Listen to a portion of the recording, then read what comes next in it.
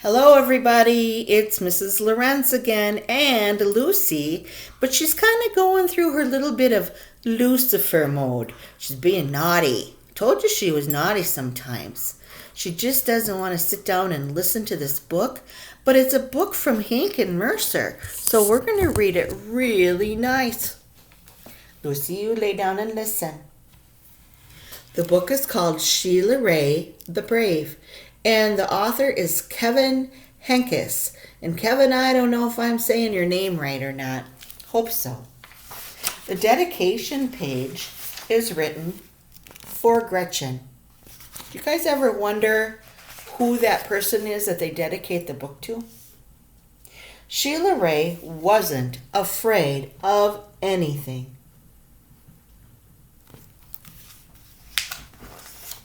She wasn't afraid of the dark, and she wasn't afraid of thunder and lightning. Her little sister says, "Sheila Rae, are you sleeping?"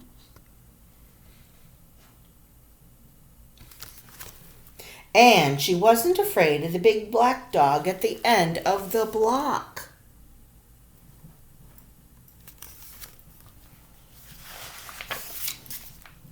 At dinner, Sheila Rae made believe that the cherries in her fruit cocktail were the eyes of dead bears, and she ate 5 of them. I don't know if I've ever seen 5 cherries in fruit cocktail. How about you? At school, Sheila Rae giggled when the principal walked by.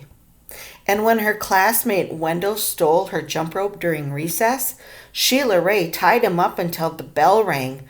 "I am very brave," Sheila Rae said, patting herself on the back. There's the principal. Don't giggle at your principal. And don't tie people up with jump ropes. Sheila Rae stepped on every crack in the sidewalk without fear. When her sister Louise said there was a monster in the closet, Sheila Rae attacked it.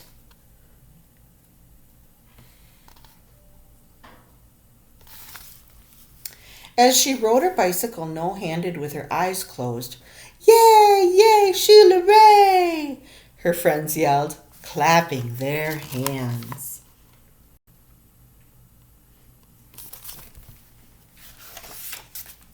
One day, Sheila Rae decided to walk home from school a new way. Louise said, whoops, sorry, I almost dropped the book.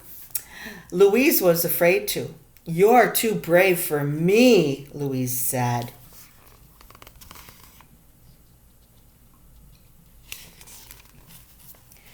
"You're always such a scaredy cat," Sheila Rae called. "I'm not," whispered Louise.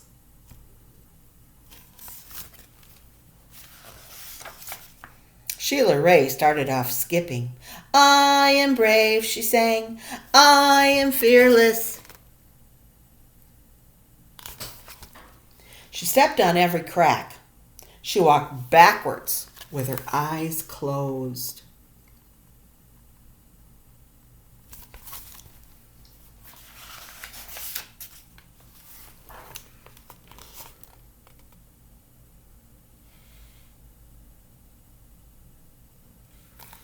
And she pretended that the trees were evil creatures. She climbed up them and broke their fingers off. Snap, snap, snap. Sheila Rae walked and walked. She turned corners. She crossed streets.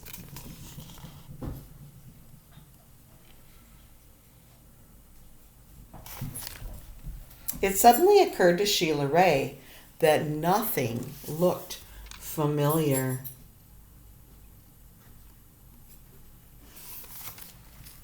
Lucy got bored. She left me. Sheila Rae heard frightening noises. They sounded worse than thunder.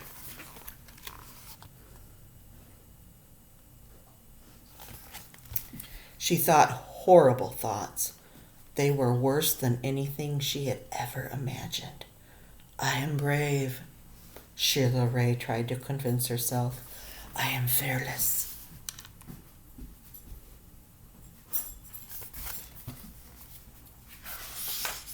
The sounds became more frightening. The thoughts became more horrible. Sheila Rae sat down on a rock and cried. Help, she sniffed.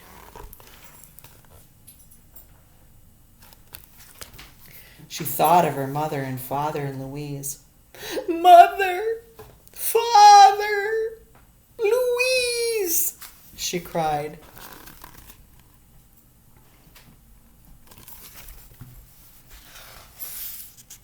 Here I am, a voice said.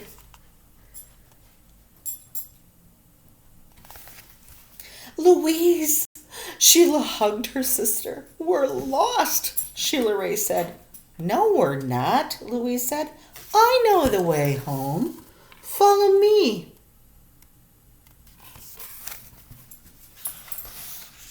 Louise stepped on every crack. She walked backwards with her eyes closed.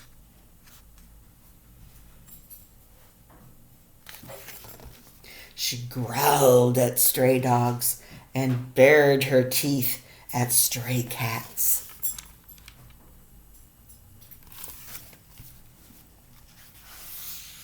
And she pretended that the trees were evil creatures.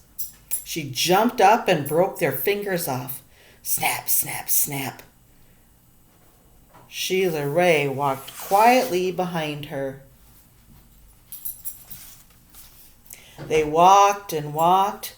They crossed streets. They turned corners.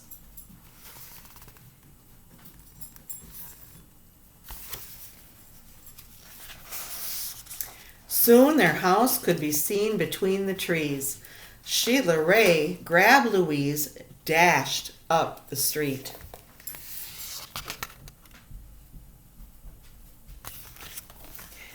When they reached their own yard and the gate was closed behind them, Sheila Rae said, Louise, you are brave. You are fearless.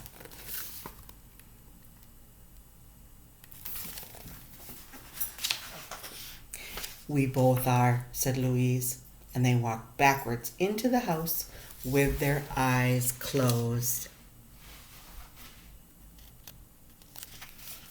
Thank you guys for listening to Hank and Mercer's book. Lucy liked it for a while, but she's a puppy. She kind of got bored. But I loved it. I'll chat with you guys soon.